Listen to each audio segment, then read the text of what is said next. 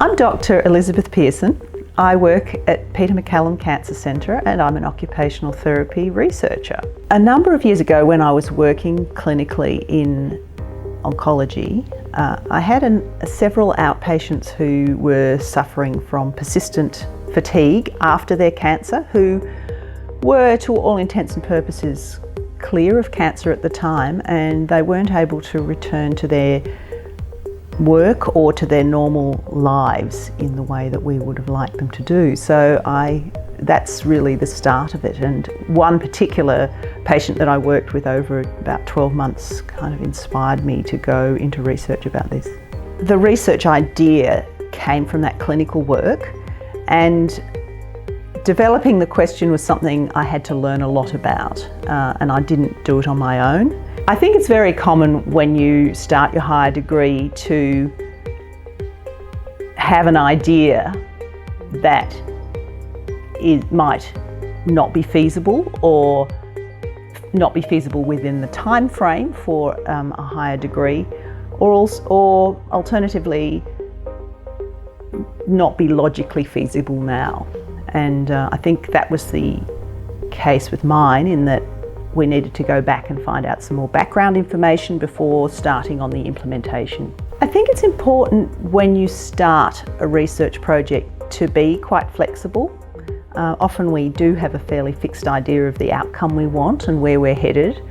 I think also to learn from your supervisors and your advisors who are experts in this area.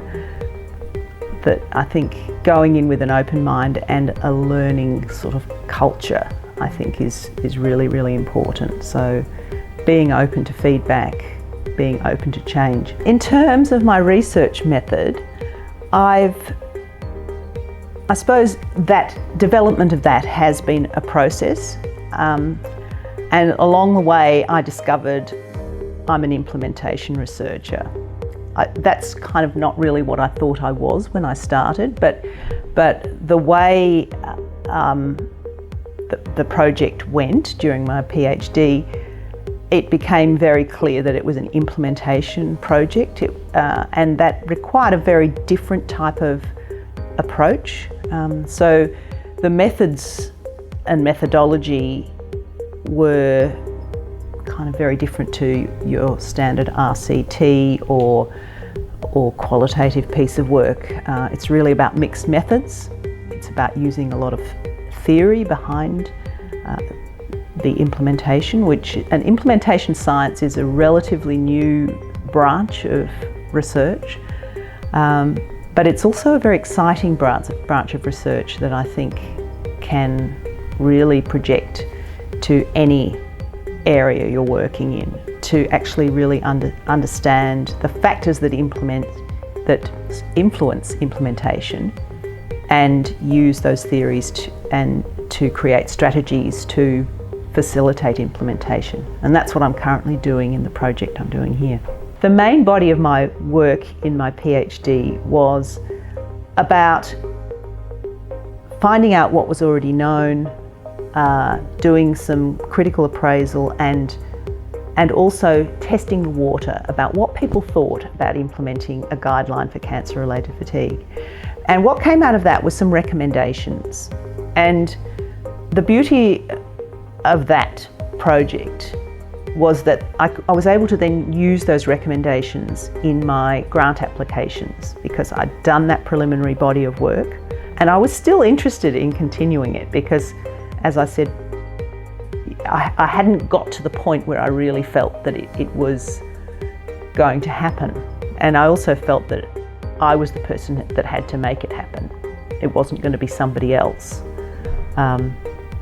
So I did use the results of my PhD as preliminary studies, and it was very helpful to be able to say, well, I've done this and I've done that and I've done that, and this all shows that, so therefore the next process is this. So that was the satisfying part of that. Clinicians need to recognise fatigue and support people with fatigue, even if they don't know what to do, that they can actually talk about it, because I think there's been a general lack of confidence, lack of knowledge amongst multidisciplinary health professionals, I will say, as to what to do next. Once someone said they're tired and it's really bothering them, they haven't known what to do next. So I think this will be a great tool to enable them to do that. What our consumers have said is that they actually would just love someone to say, it is something that you get, and there is something we can do about it. And even if it's just hearing that is really helpful for people. 1 in 3 cancer survivors who are free of cancer do have long-term persistent fatigue that does prevent them from resuming their normal occupations. And that is where I started this work. So that's ultimately where I'm hoping it will lead to. The other thing that I'm a little bit excited about, but I'm containing it at the moment, is that we are collaborating with a Canadian researcher who is the chair of the Guideline Development Group. And some of the work that we are doing here is going to be going into the next iteration of the guideline.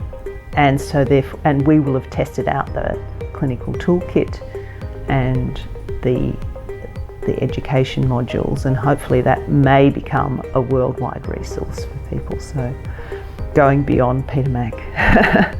So I guess this whole process has taken maybe 6 or 7 years since the initial sort of a decision to go into research to get to this point.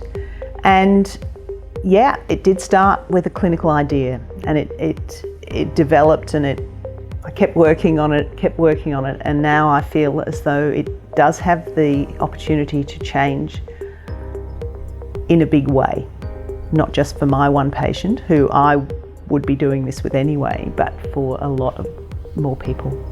Beyond this research project, I think we need to establish feasibility beyond the cancer setting. That we're in a very fortunate situation. One of the reasons I chose this setting to do this piece of research was that I believed that if it was going to be feasible anywhere, it would be feasible here. So to give it the best chance of success. But it needs to be feasible beyond these walls. If I were to advise an occupational therapist who was interested in going into research and doing a higher degree, the first thing I would suggest is to go and talk to someone who's done it. It doesn't matter if it's not someone who's particularly working in the area that you're thinking you want to work in. It's just really about the experience of doing it.